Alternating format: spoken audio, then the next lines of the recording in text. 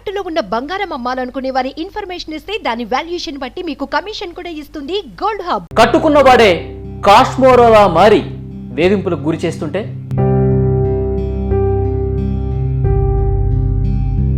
ఇట్లా ముట్టుకుంటలేడు అసలు పిల్లలని. ఫుడ్ లేకుండా చేసిన పిల్లల భూమి మీద కొట్టించి నాకు బతకాలనిపిస్తే లేదు. ముగ్గురు కలిసి కొట్టేసిండు. అంత గలీజ్ చీరిపి కొట్టింది మా మామ. నమస్తే, వెల్కమ్ టు నిశ్శబ్దం. Break the silence. కంచె చేనుని మేస్తే కట్టుకున్నవాడే కాశ్మోరలా మారి వేధింపులకు గురి చేస్తుంటే కలియుగంలో ఈ రకంగా ఇబ్బందులకి గురి చేస్తున్న వాళ్ళు అడుగడుగున ఇలాంటి సమస్యలు క్రియేట్ చేస్తే నిజంగా ఎలాంటి పరిస్థితులు ఉంటాయి? ఒక మహిళ ఎన్ని ఇబ్బందులు పడుతుందో, ప్రత్యక్ష నరకం అనుభవిస్తుందో మీకు ఇప్పుడు చెప్పే ప్రయత్నం చేస్తాను. పెళ్లి చేసుకున్నాడు, కాపురం కొన్నాళ్ళు బాగానే జరిగింది. ఆడపిల్లలు పుడుతున్నారనే ఒకే ఒక్క కారణంతో 4 సార్లు అబార్షన్ చేయించి మానసికంగా కృంగదీశాడు.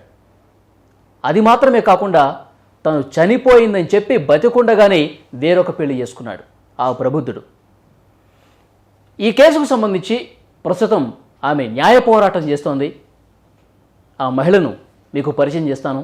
ఏదో రకంగా నాకు సాయం చేయండి అంటూ అటు పోలీసుల్ని అందరినీ కూడా వేడుకుంటున్న పరిస్థితి కనిపిస్తోంది. ఆ మహిళ పల్లవి ప్రస్తుతం మనం టీవీ స్టూడియోలో ఉన్నారు, వారితో మాట్లాడదాం. అలాగే ఈ కేసు గురించి వివరాలు తెలిసిన వెంటనే చలించి స్పందించి ఆమెకి ఏదో రకంగా న్యాయం చేద్దామని చెప్పి ముందుకొచ్చారు సోషల్ యాక్టివిస్టు కృష్ణకుమార్ గారు. వారు కూడా మనతో ఉన్నారు. కార్యక్రమంలోకి వెళదాం. నమస్తే పల్లవి గారు. ఏంటి మీ సమస్య? అసలు ఎక్కడ మొదలైంది? ఫస్ట్ ఆడపిల్లలనే సార్, ఆడపిల్లలనేసి స్టార్ట్ అయింది నాకు. ఫస్ట్ పాప తర్వాత ఫస్ట్ పాపకి బాగానే ఉన్నాడు. మీకు వివాహం ఏ సంవత్సరంలో జరిగింది? మ్యారేజ్ 2017లో అయింది. ఫస్ట్ మ్యారేజ్ బిఫోర్ మ్యారేజ్ అయితే 1 మంత్ మా ఇంట్లోనే ఉన్నారు. వచ్చి చేసుకుంటే నిన్నే పెళ్లి చేసుకుంటాం అనేసి ఉద్దేశంతో మాతో ఉన్నారు. మమ్మల్ని ఎంక్వైరీ చేయనీయలేదు ఫస్ట్. అంటే వాళ్ళు ఎలాంటి వాళ్ళు అని తెలుసుకోవడానికి కూడా మాకు ఛాన్స్ ఇవ్వకుండా చేసిండు. అట్లా ఎంగేజ్మెంట్ అయిన తర్వాత ల్యాండ్ 6 గుంటల ల్యాండ్ ఇచ్చినాం జనగాంలో. ఆ ల్యాండ్ కూడా రిజిస్ట్రేషన్ అయ్యింది. రిజిస్ట్రేషన్ అయితేనే పెళ్ళి అని చెప్పేసి అన్నాడు. వెడ్డింగ్ కార్డ్స్ కొట్టించిన తర్వాత రిజిస్ట్రేషన్ అయితేనే మ్యారేజ్, లేకపోతే మ్యారేజ్ కట్టు బంద్ చేద్దాం అనేసి అనే ఉద్దేశంతో మా మామయ్య, మా అత్త, మా మామ ముగ్గురు ఓకే రిజిస్ట్రేషన్ చేయించిన తర్వాతనే మ్యారేజ్ అయ్యింది. ఆ తర్వాత కొన్ని రోజులు పిల్ల పెళ్ళి కాగానే 2 months కల్లా ప్రెగ్నెన్సీ కన్ఫర్మ్ కాగానే బాగానే ఉంది. పాప పుట్టినాక బాగానే ఉన్నారు. ఆడపిల్లని చెప్పగానే డల్ అయిపోయారు. ఫస్ట్ పాప అప్పుడే డల్ అయ్యారు. సరేలే ఫస్ట్ పాప కదా అన్నట్టుగా నేను కూడా సైలెంట్ పోకున్నా. ఈ పాప అంటే పాప పుట్టిన తర్వాత ఏమన్నా సూటిపోటి మాటలు అప్పటి నుంచే మొదలయ్యాయా? అయినాయి. ఏమనేవాళ్ళు? గుచ్చి అంటే ఎట్లా అంటే అమ్మ వాళ్ళ ఇంటికి పోవద్దు, నువ్వు ఇక్కడే ఉండాలి, మీ అమ్మకి మీ నాన్న ఎవరు ఫోన్లు చేయొద్దు, ఇట్లనే ఉండాలి, మేము చెప్పినట్టు వినాలి అనేసి ఇక్కడికి అసలు కనీసం షాప్ కూడా పోనీకపోతుండే, నన్ను బయటకు వెళ్ళనిపోతుండే, ఇంట్లోనే ఉండాలి నువ్వు అట్లా ఒక జైలు వేసినట్టు ఉంటుండే నన్ను. అట్లా కొంచెం ఇంట్లోనే హరాస్మెంట్ చేసేవాళ్ళు. పిల్లలు ఏమైనా జ్వరం వచ్చినా ఏమొచ్చినా హాస్పిటల్ కూడా తీసుకోకపోతుండే. నేను బతలాడితే అట్లా ఒక తీసుకెళ్ళేవారు. ఓకే. అంటే రెండో పాప ఏ సంవత్సరంలో పుట్టారు? ఈ పాప తర్వాత కూడా సార్, ఈ ఫస్ట్ పాప తర్వాత 6 months మళ్ళీ గొడవ అయింది. ఈమె 6 months ఉన్నప్పుడు. అప్పుడు ఏంటి గొడవ కారణం ఏంటి? వద్దు వెళ్ళిపోవాలి నువ్వు, ఇక మళ్ళీ ఇంటికి వెళ్ళిపోవాలి, మీ ఇంటికి వెళ్ళిపోవాలి అంటే మా అమ్మ వాళ్ళు ఇక్కడ రావద్దు, నేను అక్కడికి పోవద్దు. అట్లా నేను ఇట్లా పోవాలి, అమ్మ వాళ్ళకి పోవాలి. అయితే అప్పుడు మా డాడీకి యాక్సిడెంట్ ఏదో అయ్యింది. పోతా అట్లా అంటే పోనీయలేదు. అట్లా చిన్నగా గొడవ స్టార్ట్ అయింది. గొడవ స్టార్ట్ అయిన తర్వాత పంపించారు. వచ్చిన తర్వాత ఈమెని మళ్ళీ ఇంట్లోకి రానిస్తలేరు నన్ను. ఇంట్లోకి రానియకపోవడం మళ్ళీ నేనేం చేసిన, గేట్ ఉంటుంది కదా సార్, మెయిన్ గేట్, దాని దగ్గర ఈమెను వేసుకొని 2 days ఉన్నా. గేట్ దగ్గర ఇంట్లోకి రానియలేదు. అంటే ఎందుకు రానియలేదు? వద్దు ఇక నువ్వు నాకు వద్దనేసి నువ్వు వద్దు నీ మీ ఇంటికి వెళ్ళిపో అని చెప్పి 2 days గేట్ దగ్గరనే ఉన్నా. కొంచెం వాటర్ ఇచ్చింది లేదు, కొంచెం ఏమీ లేదు. ఉంటే ఉండు, పోతేవో. 2 రోజులు ఎలా ఉన్నారు అసలు ఇంటి బయట షాప్లోకి వెళ్ళి వాటర్ తెచ్చుకొని తాగడం, బిస్కెట్లు తీసుకొచ్చి, చిన్న బేబీగా 6 months బేబీయే, ఆమెకి ఏముండదు, ఫీడింగ్ ఉంటుంది. మీ పేరెంట్స్ చెప్పారు అప్పుడు? తెలుసు, రెండు రోజులు బయట ఉన్నారు కదా, తెలుసు. ఏమన్నారు? వచ్చారా? వచ్చిర్రు వాళ్ళు కూడా. ఉమ్, వాళ్ళ వచ్చినా నేను వాళ్ళతో పాటు అంటే ఒక 15 మంది వచ్చినాం ఈజీగా. ఇట్లా ఎందుకు చేస్తారు అట్లా ఇట్లా అని చేస్తే వాళ్ళందరి మీద కేసు పెట్టేసిండు. పోలీసు వాళ్ళని పిలిపించి ఇట్లా మమ్మల్ని దౌర్జన్యంగా కొట్టనీకి వచ్చారు అనేసి కేసు పెట్టిండు. కేసు పెడితే వాళ్ళు పోలీసులు రాగానే సరే మీరు వెళ్ళండి, నేను పిల్లని వేసుకొని ఇక్కడే ఉంటా, ఎందుకు రానియడు అని గేట్ ముందే 2 days ఉన్నా నేను. ఉన్న తర్వాత ఇక వాళ్ళు ఆ గలీలో అందరు ఉంటారు కదా, ఇట్లా ఎన్ని రోజులు ఉంచుతారు చిన్న పిల్ల ఆమె అని గలీలో గట్టిగా అంటే అప్పుడు లోపల తీసుకున్నారు. తర్వాత రెండో పాప వరకు బాగానే జరిగిందా? అంటే అప్పుడు గొడవలు ఏం లేవా రెండో పాప? ఈమె కూడా స్టార్ట్ అయింది మళ్ళీ బేబీ కడుపులో పడగా ఈమెను వద్దన్నారు. ఈమెను వద్దంటే నేను మా అత్తమ్మ వద్దన్నది, మా అత్తమ్మ వద్దన్నది. ఫస్ట్ ఈవెన్ టాబ్లెట్స్ వేసి తీసేసుకో నువ్వు ప్రెగ్నెన్సీ వద్దంటే వద్దన్నది. నేనుండి నేను బలవంతంగా ఉంచుకుంటే పాప వచ్చింది. మళ్ళీ కొడుకు మళ్ళీ బిడ్డే పుడుతుంది. మీ హస్బెండ్ ఏం చేస్తారమ్మా? లాయర్, అడ్వకేట్, హైకోర్టు అడ్వకేటా? High court advocate. ఓకే. కృష్ణకుమార్ గారు, ఈ కేసుకు సంబంధించిన డీటెయిల్స్ మీరు కూడా తీసుకున్నారు ఇంతకుముందు. న్యాయవాది వృత్తిలో ఉన్నాడు ఆయన.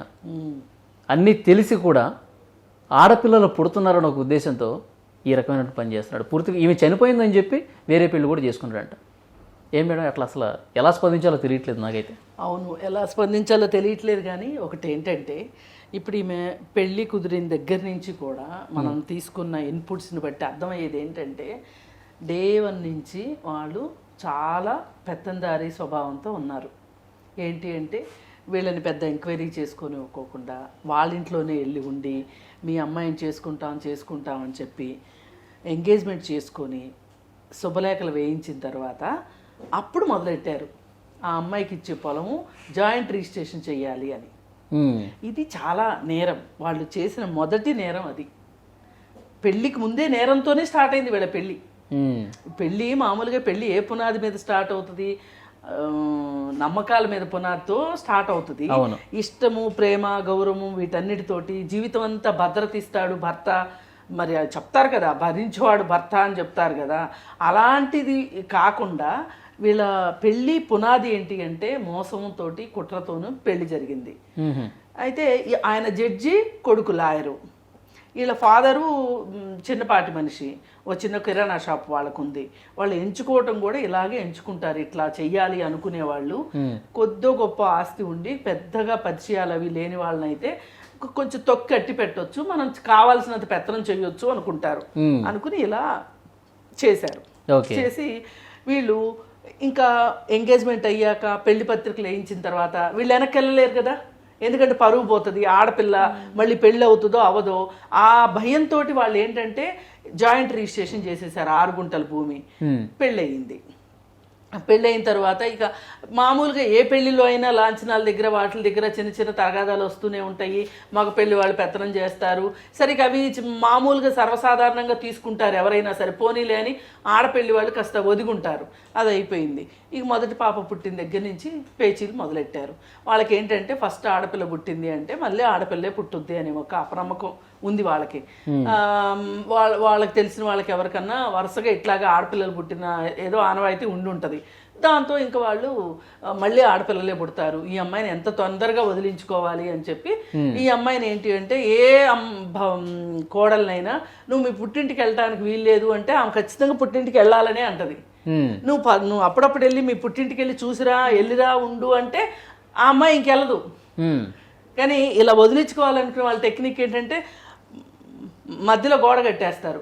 గోడ కట్టేస్తే ఏమనిపిస్తుంది, వెళ్ళాలనిపిస్తుంది కదా. బాబా అలాగే అమ్మాయికి వాళ్ళ నాన్నకి ఏదో బాగలేదని చెప్పి వెళ్తే మళ్ళీ తిరిగి వచ్చిన తర్వాత ఇంట్లోకి రానివ్వలేదు. ఎవరైనా ఇప్పుడు ఇట్లాంటివి ఏమన్నా వచ్చినప్పుడు, పరపత్యాలు వచ్చినప్పుడు పెద్ద మనుషులను కూర్చోబెట్టి మాట్లాడిస్తారు. ఆ పెద్ద మనుషులను తీసుకొస్తే వాళ్ళ మీద కూడా కేసు పెట్టి, అంటే వీళ్ళ జోలికి ఎవ్వరూ రావద్దు అనేటట్లుగా ఒక టెర్రరైజ్ చేసి పారేశాడు వీళ్ళ మామ. మెయిన్ కల్ప్రిట్ ఈ దీంట్లో వాళ్ళ మామదే కనిపిస్తుంది. ఎందుకంటే ఒక జడ్జి, ఒక న్యాయాధికారిగా ఉన్న మనిషి ఈ విధంగా చేయడము అంటే, ఒకవేళ కొడుకు ఏదైనా తప్పు చేస్తే కూడా చిన్న వయసు కాబట్టి తప్పొప్పులు చెప్పాల్సిన మనిషి అలా చెప్పాడు అంటే అసలు ఆయన గురించి ఎక్కువ ఆలోచించాలా ఈ కేసులో మట్టుకు. అదైపోయింది. అసలు ఆడపిల్లలు పుట్టారు అనే ఒక కారణంతో కోడల్ని గనక నిందిస్తే గనక చట్టం అస్సలు ఒప్పుకోదు. ఇది చట్టంలో క్లియర్గా రాసుంది. ఏమనంటే ఇప్పుడు మన దేశంలో ఆడపిల్లలకి మగపిల్లలకి కొంచెం జెండర్ డిస్క్రిమినేషన్ ఉంది అన్న ఉద్దేశంతో చట్టంలో ఇది రూపొందించారు. ఈ ఆడపిల్ల అనేది ఒక వివక్ష చూపించినట్లు అవుతుంది, డిస్క్రిమినేషన్ కింద వస్తుంది. అందుకని ఒక వివక్ష చూపించడానికి వీల్లేదు. అసలు చదువు లేని వాళ్ళ అసలు అనుకోవటానికి లేదు. వీళ్ళు మరి ఇప్పుడు లా నథింగ్ బట్ కామన్ సెన్స్ అండి. అవును. అయితే సరే కామన్ సెన్స్ కూడా లేదు, కానీ లా చదివినప్పుడు లా తెలియాలి కదా. లా ప్రకారం ఏది తప్పు. ఇప్పుడు మొదటే వాళ్ళు తప్పు చేశారు, ఆదిలోనే హంసపాద అంటారు కదా, వాళ్ళు మొదటే తప్పు చేశారు. ఏది జాయింట్ రిజిస్ట్రేషన్ చేయించిన దగ్గరనే వాళ్ళు అసలు ఉల్లంఘనలకు పాల్పడమే వాళ్ళ జీవితం లాగా తయారైపోయారు వాళ్ళు. అది అయిపోయిన తర్వాత ఇంకా ఆడపిల్ల విషయం. ఇప్పుడు ఎవరన్నా మాట్లాడడానికి వస్తే, ఇప్పుడు చాలా మందికి ఏంటంటే వాళ్ళు తప్పులు చేసేవాళ్ళైనా ఎవరన్నా వచ్చి చెప్తే పరువు కోసమైనా సరే, ప్రపంచం ఏమనుకుంటుందో అని అయినా సరే కొంచెం మారుతారు మనుషులు. వీళ్ళు మారే మనుషులు కాదు, వీళ్ళు కరుడు కట్టిన నేరస్తుల మనస్తత్వం అనమాట వీళ్ళది. వీళ్ళు మారకోకుండా వీళ్ళకి ఆ చుట్టుపక్కల ఎప్పటి నుంచో ఉంటున్నారు. ఒక లాయర్, ఒక జడ్జి అనేసరికి ఆ చుట్టూ పోలీస్ స్టేషన్లకు కూడా ఎంతో కొంత ఒక గ్రిప్ ఉంటది. వాళ్ళకున్న ఆ గ్రిప్ తోటి ఆ 15 మంది తోటి కేసు పెట్టారు. ఇప్పుడు ఆయన హైకోర్టు అడ్వకేట్ అన్నారు కదా, ఇప్పుడు ఆయన ఎక్కడ ఉంటున్నాడు? హైదరాబాద్లోనే ఉంటున్నాడా? మీ దగ్గరికి అయితే రావట్లేదు, మీ ఇంట్లో అయితే లేడు. వాళ్ళకి 2 కిలోమీటర్స్ తేడా అంతే. అంతే. ఇప్పుడు నేను ఉన్న ఇంటికి వాళ్ళు ఉన్న ఇంటికి ఒక 2-3 కిలోమీటర్స్. ఇప్పుడు పెళ్లి చేసుకున్నాడు కదా, ఆమె కూడా ఆయనతో ఉంటుంది హైదరాబాద్ లో? అలా అక్కడనే పెట్టిండు, సిద్దిపేటలోనే పెట్టిండు అమ్మాయిని. ఓకే, సిద్దిపేటలో పెట్టాడు. సిద్దిపేటకి వెళ్తున్నాడు కానీ తీసుకురావట్లేదు, మిమ్మల్ని పూర్తిగా వదిలేశాడు. ఇంటికైతే రావట్లేదు. అక్కడికి అప్ అండ్ డౌన్ చేస్తుండు, 2 డేస్కి ఒకసారి 3 డేస్కి ఒకసారి సిద్దిపేటకి ఆయన ఉన్న ఇంటికి అప్ అండ్ డౌన్ చేస్తుండు. ఒకసారి కొంతమంది రౌడీల్ని తీసుకొచ్చి కొట్టించారని చెప్పేసి అన్నారు కదా, మీ మామే మీ మీద దాడి చేశాడని చెప్పేసి అన్నారు కదా, ఆయన ఇద్దరు కలిపి. ఆ రోజు అసలు ఏం జరిగింది? ఆ రోజు అయితే నేను ఫస్ట్ ఆర్కేనా అంటే వాళ్ళు ఉన్న ఇంటికి వెళ్ళినా, నేను నీతో పాటు నేను ఉంటా, నన్ను పిల్లలను చూసుకో, ఇక్కడ నన్ను ఎందుకు అక్కడ ఒంటరిగా వదిలేసినావు, ఏ రకంగా ఉండాలి నేను ఒంటరిగా, అక్కడ నాకు ఉండాలంటే నాతో కాదు, భయం అవుతుంది ఆ ఇంట్లో, నీతో పాటు నేను ఉంటా అనేసి ఇప్పుడు మా ఆయన ఉన్న వాళ్ళ ఇంటికి వెళ్ళినా. నేను వెళ్తే నన్ను మా మామ, మా అత్త, మా మామయ్య ముగ్గురు కలిసి కొట్టిరు. నువ్వు ఇక్కడ ఉండొద్దు, ఇక్కడ రావద్దు, నువ్వు అక్కడే ఉండాలి, ఆ ఇంట్లోనే ఉండాలి, నువ్వు పిల్లల స్కూల్ ఉంది కదా అక్కడనే ఉండు, నువ్వు స్కూల్ అయిపోయినాక సమ్మర్లో వద్దులే అన్నట్టుగా చెప్పిరు. చెప్తే అవసరం లేదు, స్కూల్ ఇక్కడ చేంజ్ చేసుకుందాం, మనము ఇక్కడనే ఉంటా నేను అనేసి ఉద్దేశంతో నేను మాట్లాడుతుంటే మా మామయ్య వచ్చి కొట్టిండు నన్ను. కొడుతుంటే ఇక మా అత్త గట్టిగా ఊరడము, గలీజ్గా తిట్టడము, వాళ్ళతో పాటు మా ఆయన ముగ్గురు కలిసి కొట్టేసి నన్ను.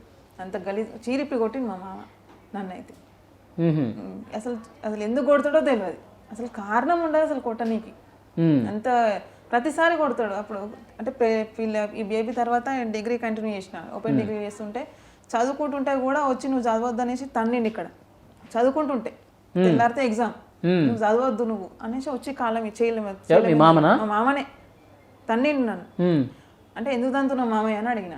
అంటే నువ్వు చదవద్దు, నువ్వు చదివితే హుషారైతావు నువ్వు అనేసి. అసలు దీనికి ఎట్లా స్పందించలేడు? మామ కోడల మీద చేసుకున్నాడు.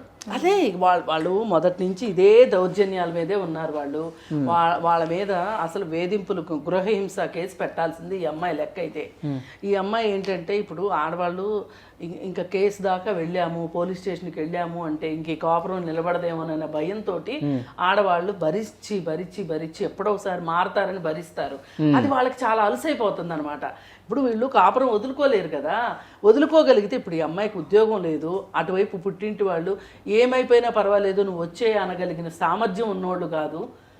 మరి అయ్యేసరికి వీళ్ళకి అర్థమైపోయింది. అందుకే వీళ్ళు చెప్పు కింద తేల్లా పడి ఉండే అమ్మాయిని పెళ్లి చేసుకునే కారణమే అది. వాళ్ళు అలా చేసుకుని ఇంకా ఒక శాడిస్ట్ మెంటాలిటీ కనిపిస్తుంది తప్పితే వేరే ఏమీ లేదండి. వాళ్ళు చాలా శాడిస్టులు, దీన్ని బట్టి అర్థమైంది. ఇప్పుడు ఈ మధ్యలో ఇన్ని కథలు జరుగుతూ ఉంటే ఇప్పుడు వీళ్ళు సిద్దిపేటలో అమ్మాయి ఉంది అని చెప్పి వీళ్ళు కనుక్కొని అక్కడికి వెళితే, అక్కడికి వెళ్ళినందుకు కూడా అయితే మరి వెళ్ళేటప్పుడు 10 మంది పెద్ద మనుషులు తీసుకుని వెళ్తారు కదా, తీసుకుని వెళితే ఆ రోడ్లో తెలిసిన వాళ్ళు వచ్చేసేసి అసలు ఇట్లా మోసం చేశారు, అమ్మాయి చచ్చిపోయిందని పెళ్ళి ఎట్లా చేశారు మీరు, అది ఇది అని చెప్పి వాళ్ళు గట్టిగా అడిగి 2 మరి అట్లాంటప్పుడు ఏంటంటే సిటీలో అలాగా ఏమి పట్టినట్టు ఉండరు, ఊర్లలో నువ్వు 4 తన్నారంట వాళ్ళని, ఇట్లా ఒక అమ్మాయిని మోసం చేస్తారా అని. వచ్చేసేసి హైదరాబాద్లో కేసు పెట్టారు. హైదరాబాద్లో కేసు పెడితే సిద్దిపేటలో కూడా మేడం, సిద్దిపేటలో పెట్టారు, హైదరాబాద్లో పెట్టారు, ఎల్బీ నగర్ నాగోలు. అసలు ఒకే విషయం గురించి 3 చోట్ల కేసు పెట్టడం కరెక్ట్ కాదు. అంటే వీళ్ళు పోలీసులకు ఇన్ఫర్మేషన్ ఇవ్వట్లేదు. ఈ సంగతి ఒక జడ్జికిన్ను ఒక లాయర్కి తెలియదు అంటే ఎవరు నమ్మరు. పోలీసు వాళ్ళకి కూడా డైరెక్ట్ పోయి కంప్లైంట్ ఇవ్వట్లేదు వీళ్ళు, హైకోర్టు నుంచి రిఫర్ చేస్తుండు, పోలీసు వాళ్ళకి నోటీస్ పంపిస్తుండు. అది బాగా చట్టం తెలుసు కదా, చట్టాన్ని ఎలా వాడాలో తెలుసుకుని చట్టాన్ని బాగా అవకాశంగా తీసుకుని వాడుతున్నారు అనమాట. ఇప్పుడు మళ్ళీ వస్తున్నారమ్మా నీవే దాడి చేయడానికి? ఇప్పుడు ఏమైతే అంటే అక్కడ సిద్దిపేటలో రెడ్ హ్యాండెడ్ దొరికిన రోజు నైట్ వచ్చిర్రు, నైట్ మూడు కార్లలో వచ్చారు.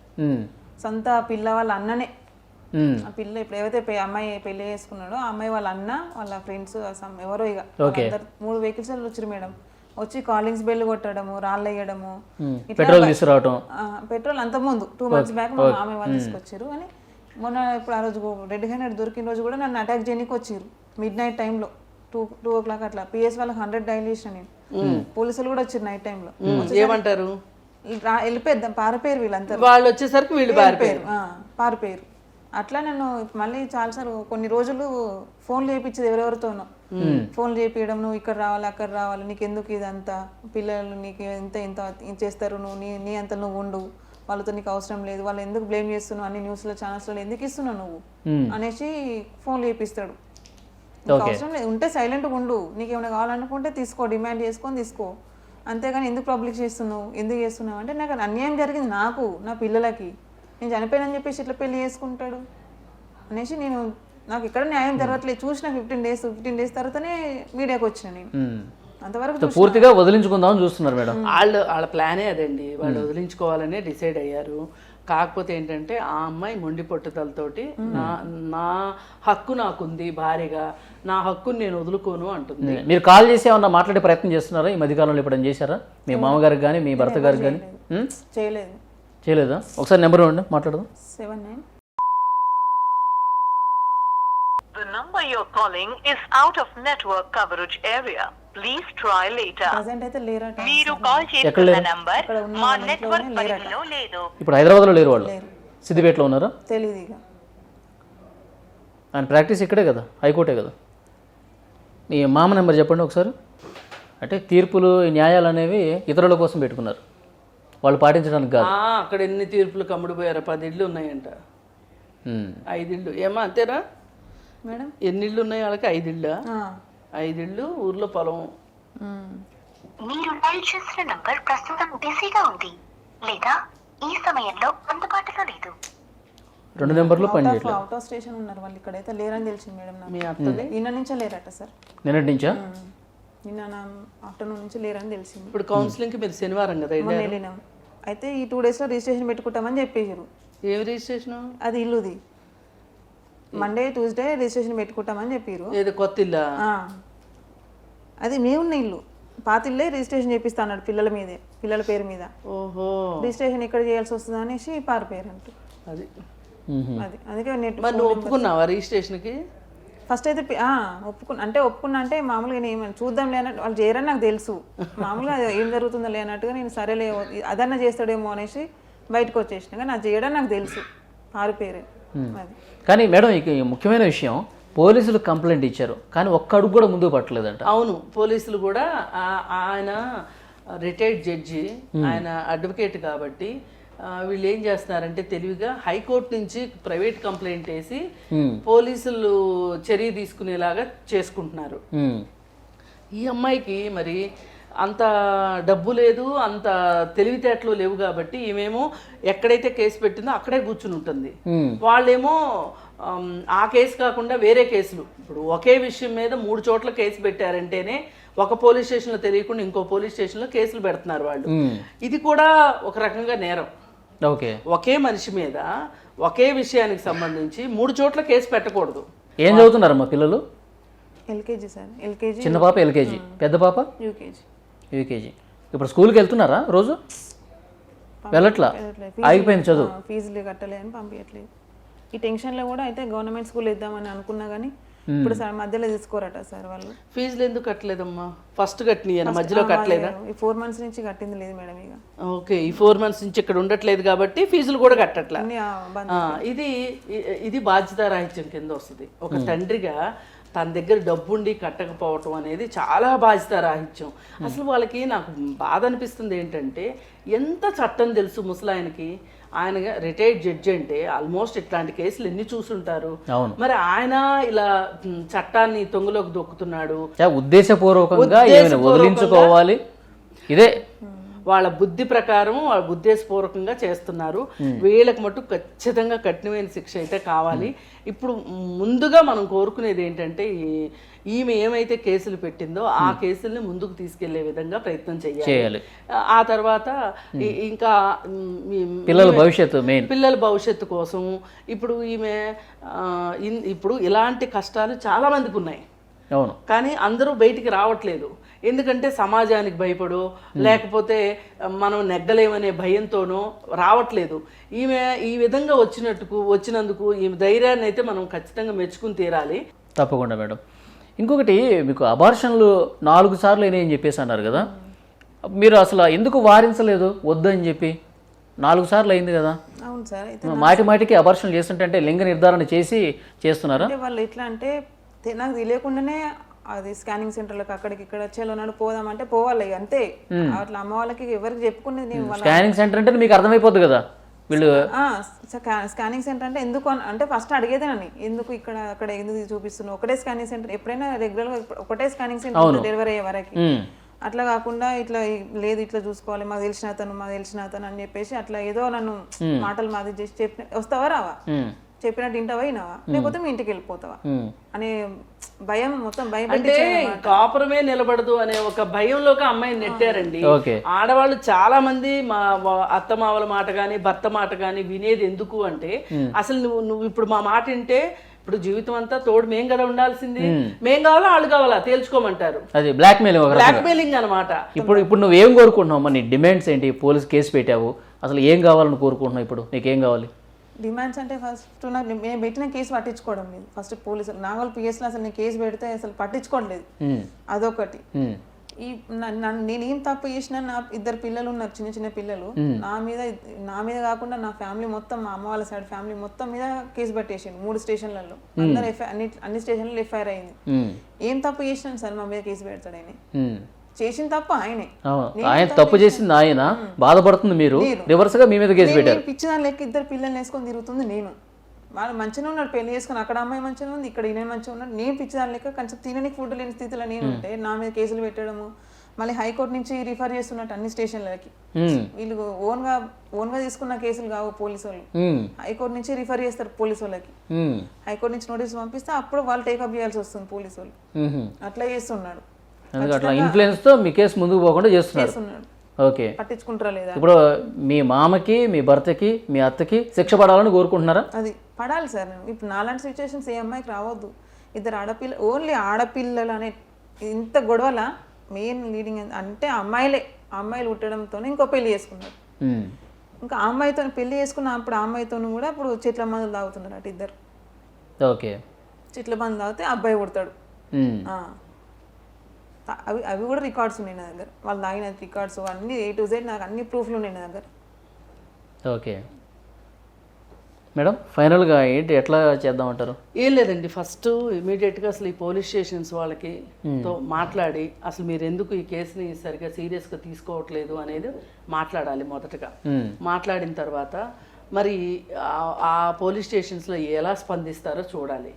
అలాగే ఇంకోటి, రాచకొండ పోలీస్ కమిషన్ కలవాలి. కలిస్తే అసలు న్యాయం జరగాలి అని చెప్పి కోరుకోవాలి. కానీ ఇంత వాళ్ళు చాలా తెగించున్నారు. నోటోరియస్ పీపుల్ అంటారు కదా, అలా ఉన్నారు వాళ్ళు. మరి వాళ్ళు పోలీసులు చెప్పింది వింటారా వినరా, లేకపోతే కోర్టు ద్వారా ఈమెయితే పోరాటం చేయవలసిందే. పోరాటం చేసే ప్రాసెస్లో మరి ఇప్పుడు ఈమె తినడానికి తిండి లేదు, ఉండటానికి ఇల్లు ఉంది, కానీ వాటిలన్నిటికీ సంబంధించి కూడా ఇమ్మీడియట్గా రిలీఫ్ వచ్చేటట్లు చేయాలి ఆమెకి. అది చేసి ఆ తర్వాత ఆమె కేసు గురించి ఆమె కొట్లాడుకుంటుంది. మరి వాళ్ళు ఏదైనా దారికి వచ్చి ఈమెతో నేను మంచిగుంటాను అని వస్తే కూడా మరి ఇప్పుడు ఆ సిద్దిపేట అమ్మాయి ఏమవుతుంది, నేను 2 సంవత్సరాలు నడుపుకుంటాను, నా దగ్గర చాలా డబ్బులు ఉన్నాయి అని అంటానికి కూడా చట్టం ఒప్పుకోదు కదా. ఇప్పుడు మీ భర్త మీకు కావాలనే ఆ డిమాండ్ ఏమైనా ఉందా మీకు, లేదా? ఉంది సార్. నేను మొన్న శనివారం రోజు కౌన్సిలింగ్ అయింది మేడం. అయితే అంటాడు అక్కడ, చేసుకున్నా పో, ఏం చేసుకుంటావు, ఏం చేస్తావు నువ్వు, చేసుకున్నా, పెళ్ళేంది చేసుకున్నాను అడిగిన నేను. చేసుకున్నా, బరాబర్ చేసుకున్నా, ఏం చేస్తావు నువ్వు, ఏం చేయలేవు నువ్వు, నీ లాయర్, మేము అడ్వకేట్లు, ఎవరేం చేయలేరు మమ్మల్ని, ఎవరేం చేస్తారు అనే క్వశ్చన్స్ అన్నీ వేస్తుండు. మా అంటే జైలు పంపిస్తామేమో, పంపి నీ రెడీగా ఉన్న దానికి కూడా అట్లా కూడా ఎట్లా రావాలని, ఎట్లా బయటకు రావాలని కూడా నాకు తెలుసు. ఇది పోలీస్ ముందేనా కౌన్సిలింగ్ ఇచ్చాము? అంటే మా ఇద్దరు కొంచెం పర్సనల్ బయటకు పంపించండి, ఒక 2 minutes మాట్లాడుకోండి అక్కడ అంటుండు. మరి వచ్చాక మీరు చెప్పారా ఇలా మాట్లాడుతున్నాడని? చెప్పిన నేను అంటుండు మేడం అంటే, తిట్టింది మేడం కూడా తిట్టింది. అని అట్లుంటేనే అదే అంటుండు. ఆ టైంలో అన్నాడు, మేడం నేను ఒక్కనే ఉన్నానా మేడం, లోకల్ లో చాలా మంది ఉన్నారు, నన్ను ఒక్కరిని ఎందుకు టార్గెట్ చేస్తారు మీరు అందరు కలిసి అనేసి మేడం అన్నాడు. ఇదండి సంగతి. ఏంటంటే ఇప్పుడు చాలామంది ఒక బ్యాడ్ ఎగ్జాంపుల్ ఇస్తున్నారు సొసైటీలో. ఇప్పుడు మనకి సినిమా యాక్టర్ నరేష్ ఇట్లాంటి వాళ్ళు ఉన్నారు కదా, వీళ్ళు ఏంటంటే వాళ్ళు చలామణి అవుతున్నారు కదా, వాళ్ళు చలామణి అవటం చూసి వేరే వాళ్ళకి ఏమనిపిస్తుంది అంటే, వాడు చేయగలిగింది నేను ఎందుకు చేయలేను, ఆయన స్థాయిలో ఆయన చేస్తే నా స్థాయిలో నేను చేస్తాను. ఓకే, ఇది ఇది ఇది ఒక బ్యాడ్ ఎగ్జాంపుల్స్ సెట్ అవుతున్నాయి సొసైటీలో.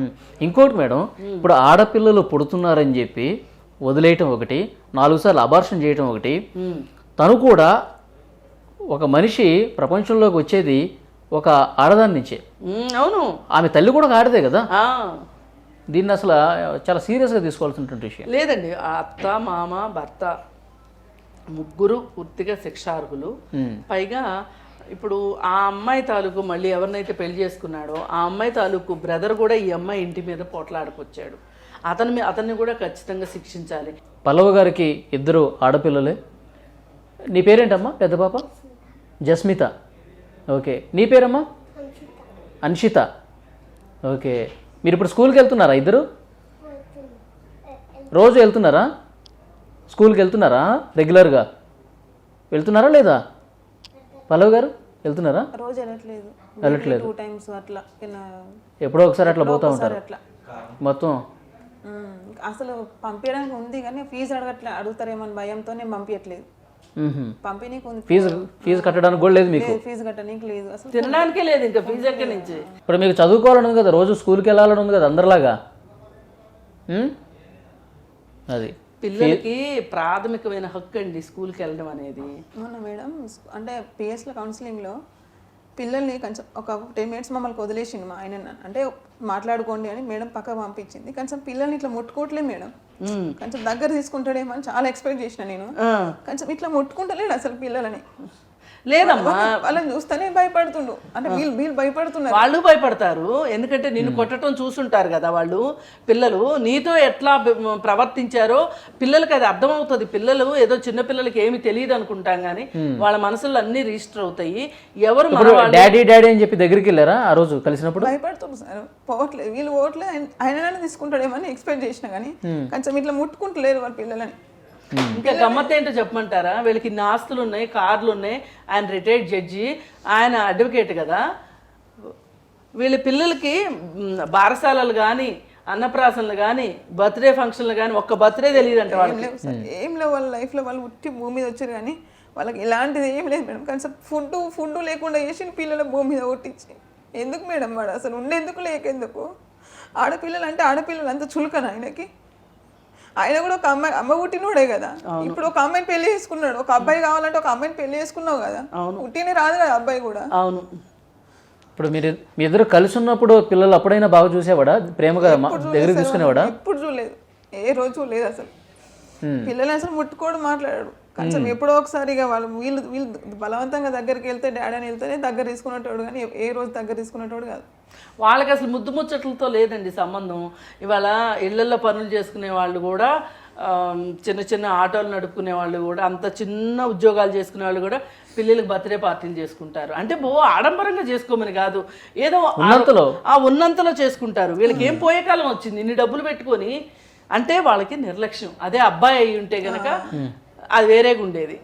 అబ్బాయి ఒకటలే అని ఒక మనసులో అది ఒకటి ఎప్పుడు మనసులో ఒకటి పెట్టుకున్నారు, అబ్బాయి లేడు ఎప్పుడైనా వీళ్ళని వదిలించుకోవాలనేసి ఎప్పుడు టార్గెట్ పెట్టుకొని చేసింది మేడం.